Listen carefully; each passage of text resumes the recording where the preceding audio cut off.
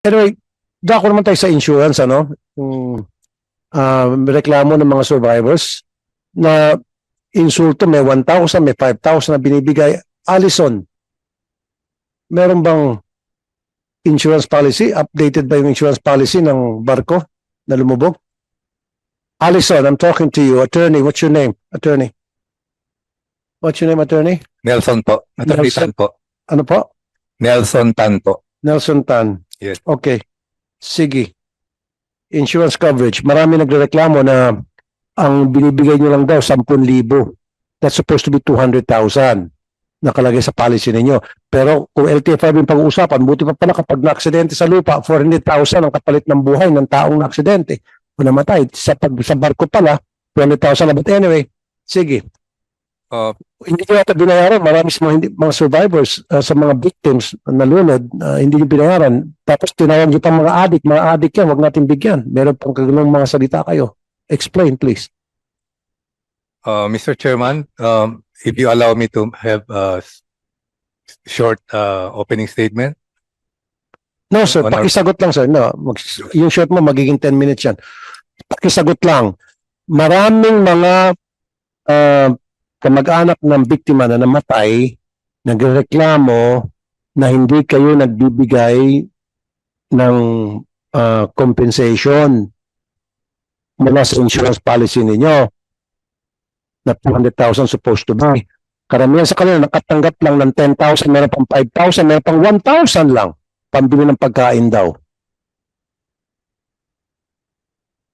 Isagot po. Huwag ka na mag-opening statement. I don't need your opening statement. Magpapabida-bida ka lang dyan eh.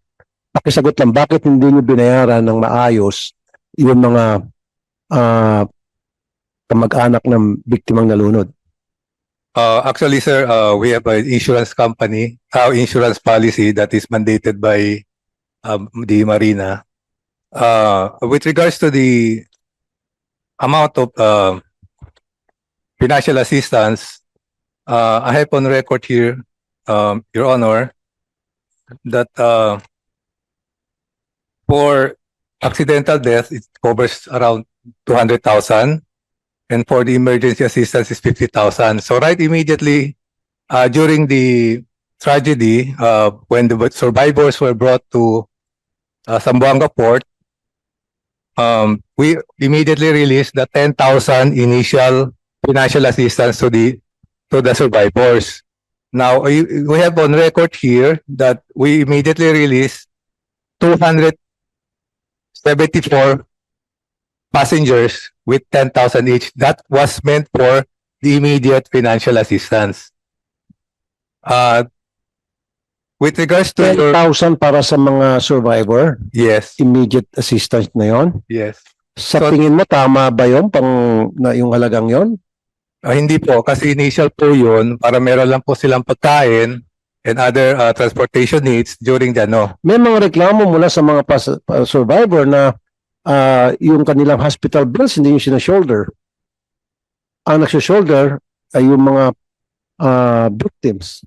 we have the receipts po na we are Ba't yan? Survivor? Si mga survivor? Gusto magsalita tungkol dun sa assistance na Ganito po, nabanggit nyo? sir. Nung palapag na po kami dito, papuntang Maynila, nung isang araw, may isang nagsabi taga Allison, ang sabi sa amin, masaya na kayo, nakatanggap kayo ng pera.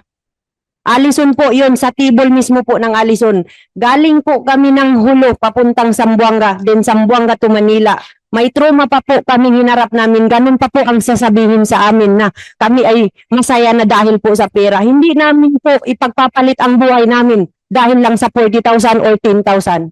Furthermore, we would like to add po na ang sabi po ng representative ng Allison, kapag wala pong ticket specifically referred to the children or minor, hindi po nila bibigyan ng cash assistance, hindi po nila bibigyan ng hospital, hindi po nila sasagutin ng hospital bill. So, tama po ba yun? Meron pong sanggol kahapon lang, na-retrieve po wala ng ulo.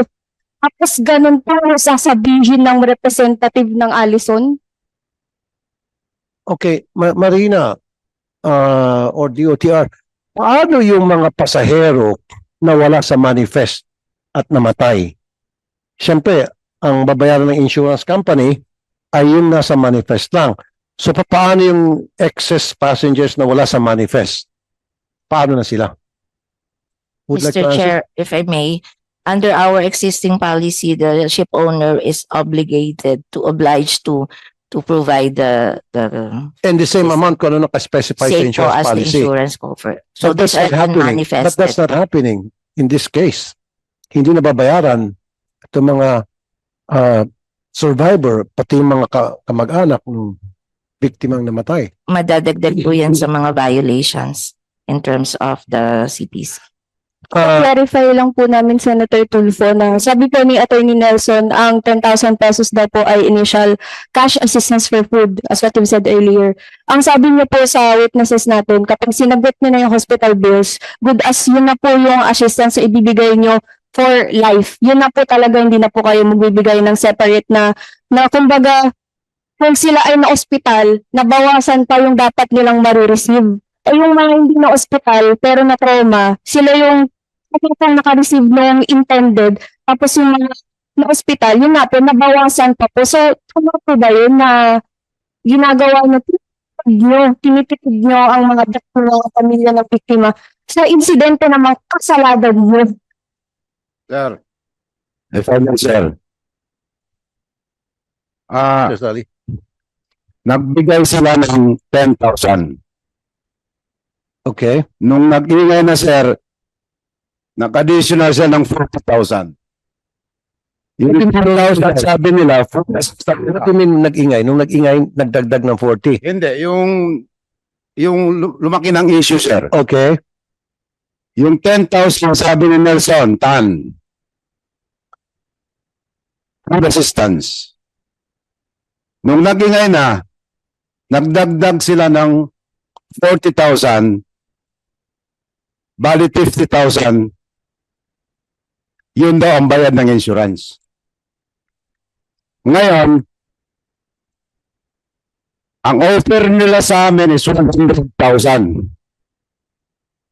Insurance is 200,000.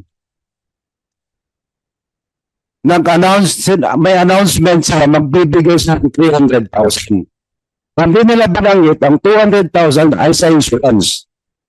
Ang lalabas doon, Allison ang nagbayad ng 2,000. Sir, yung mga nag-reimburse na-admit sa hospital nung pagdating namin ng Zamboanga, hindi na daw makakuha ng 50,000 sa mga survivor, hindi ay dahil na-covered na ang pera na yon doon sa bayan nila sa hospital. Ganyan sila nangyayari sa amin sa Zamboanga. Di ko alam kung anong gustong palabasin ng Allison. Kami ba nilalaro?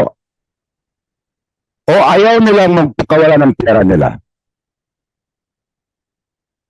Yun ang tanong ko, sir. Salamat po. Thank you, Mr. Sally. Allison, make sure na lahat ng victims, kasama yung mga survivor, they should be well compensated. Your Honor, may I be allowed to answer or to explain? Before you answer, before you explain, also, Marina, palitan nyo yung inyong polisiya sa pagdating sa insurance coverage. Kasi sa LTFRB, 400,000 kapag namatay sa aksidente ang isang pasahero dito sa lupa. Sa inyo, 200,000 lang. Tapos meron pa kayong tinatawag na no-fault insurance policy na kapag ang barko ay lumubog, polisiya nyo, ma'am, huwag kayong tumawa. May mga namatay dito, seryoso, pangiti-ngiti ka pa, huwag kang ngumiti. Kapag lumubog ang isang barko na sa investigasyon ng mga otoridad ay hindi ka pabayaan dahil aksidente lang halimbawa because of the force, because of isa malaking alon hinampas at nalubog, walang overloading, walang mababayaran na casualty under that no-fault insurance policy na tinayagan ng Marina. Dapat kahit na yun ay aksidente talaga at lumubog yung barko, at walang kapabayaan, kahit na walang kapabayaan, dapat binabayaran ang lahat ng biktima at survivors. You change that. Ang balita ko, nagkaroon kayo ng ganong polisiya dahil naglabi raw yung mga ship owners. Nagkaroon na ata ng lagayan, bigayan. Marami atang pilak kumalat mula sa mga lobbyist. Under your watch, don't let that happen. So palitan yung pong polisiya yung no fault policy. And then yung 200, taasan nyo po. Okay. Sige. Alison, okay. Attorney Nelson Tan. Okay, sorry na-interrupt kita kanina. Meron kang gusto sabihin tungkol sa mga insurance coverage? Insurance policy? Yes, sir. Mr. Chair, thank you for giving me the opportunity to explain. As of today, I would like to tell the committee that we have already released around 21 million for as financial assistance. This covers only for the survivors and casualties po. As with regards to the medical expenses for those that needed medical care, we have already covered their medical expenses, and the amount is already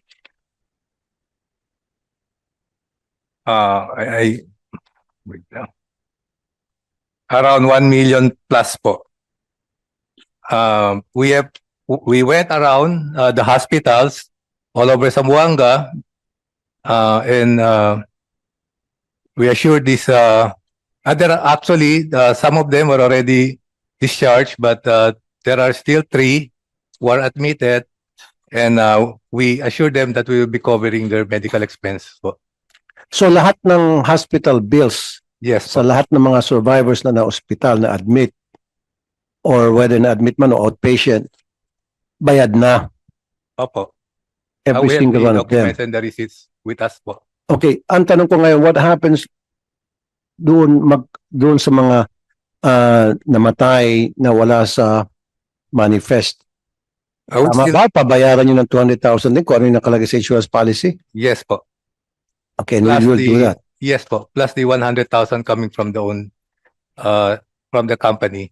So Although, 200,000 mula sa insurance policy and then 100,000 from the company. So 300,000. Actually po, we released the 100,000 even before we decided to advance also for the insurance company because Pero that is being refuted by the survivors. Na ang bagal nyo raw po mag-release ng pera at kung minsan ang insulto pa kayo. Tama ba? Ma'am? Yes po. A simple yes or no, Attorney Nelson, I will ask you. Yes or no, lahat na po ba ng medical bills nasagot niyo na? yes, as long as they are Next spirit, tatala po kami ng witness and mga resibo na hindi pa po nila nasasagot. Simple lang.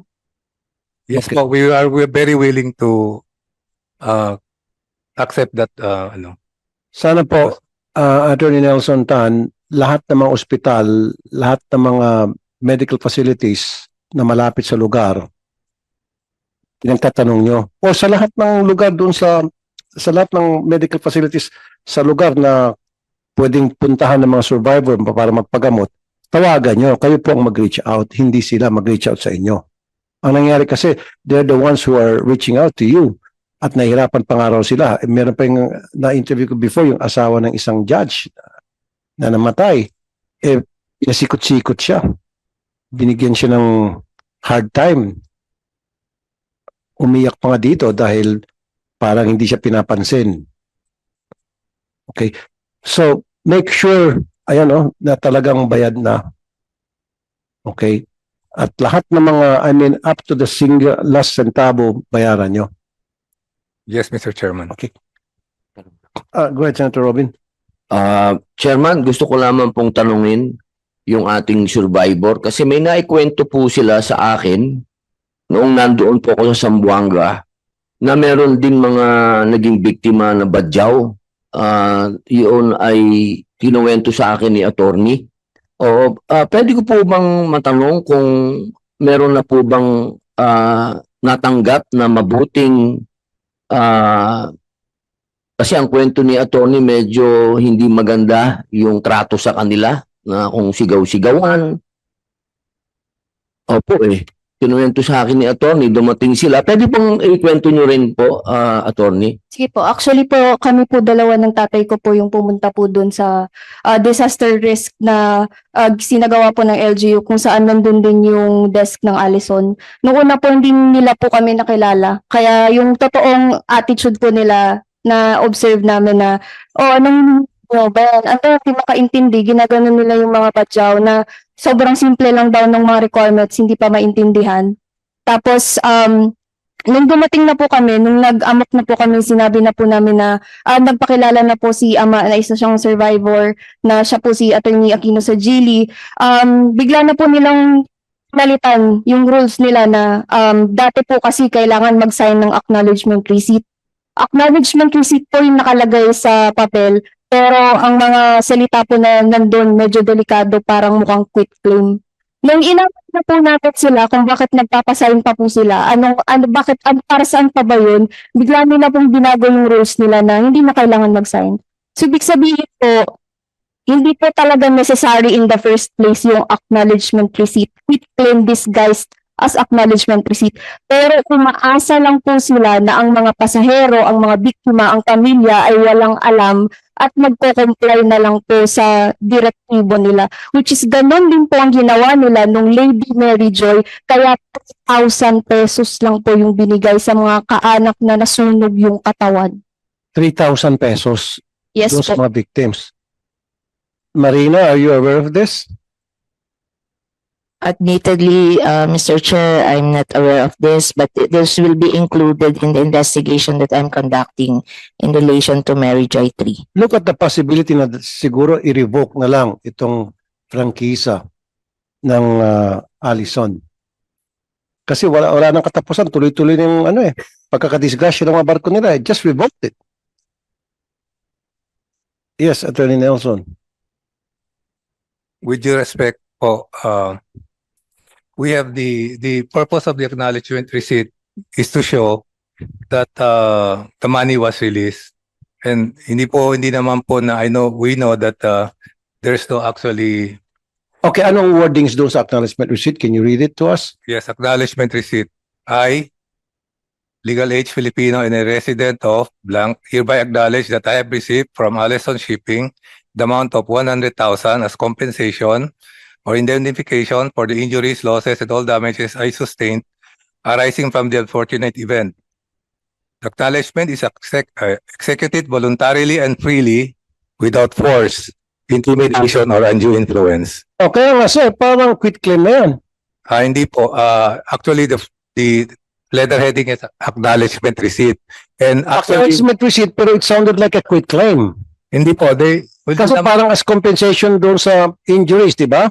Yes, but it does not prevent them from filing any charges, or because actually some of them really they put a note here unwritten, I do not consent to any quit claim. And yet, Po, yun na po yung sinabi namin, pinakalat na po namin sa lahat ng biktima na nung nabasa po namin na gano'n yung acknowledgement receipt, nagbigay na po kami ng directives na just for safety measures, maglagay ng handwritten na I do not consent to any quit claim. Hindi nila po ideya na po namin yun, DIY approach na po namin yun dahil talagang klaro na sila yung may makinarya, sila yung may pera, sila yung may power, sila yung may political influence. Ayun. Mr. Chair, kung talagang ayaw namin ibigay po, we will not release the money kung hindi sila pipirma. But and yet, even if nilagay naman nila I do not consent, we still Kailangan nyo talaga i-release yung money whether you like it or not. Yes, you're correct Of course. po. Di ba? That's why kung ayaw po talaga namin as quit claim talaga po yan, we won't unless they sign Hindi it. sir meron na kasing bad experience ang mga tao sa Allison. Yun na nga yung sa nasunog na mga victims, yung sa previous na barko. 3,000 lang binayad nyo. Grabe naman yun sir. Di- Buti hindi nung nangyari yon, hindi yung panahon namin dito. Kung hindi, talagang makakatikim kayo ng masasakit na salita sa amin. Sir. Mr. Chair, I don't know where that figure of 3,000 came from. Galing po ito sa spokesperson nyo po, masisearch nyo po ito sa Facebook, ang attorney nyo po ang nagsabi nito, katabi po ni Hindi ko po maalala yung pangalan niya, pero si Olaso din po yung apelido niya. Nasa Facebook po ito, masisearch niyo po lahat sa kanila galing ito. Allison po ang nagsabi na 3,000 pesos. Yun. And we're talking about yung Lady Mary Joy. Initial lang po yun, just like the 10,000. Na immediate po, na pagkano, binigay po kaagad para meron Well, pong ano. Hindi natin masasabi na ngayon dahil maging yung Marina hindi nag-conduct na investigation.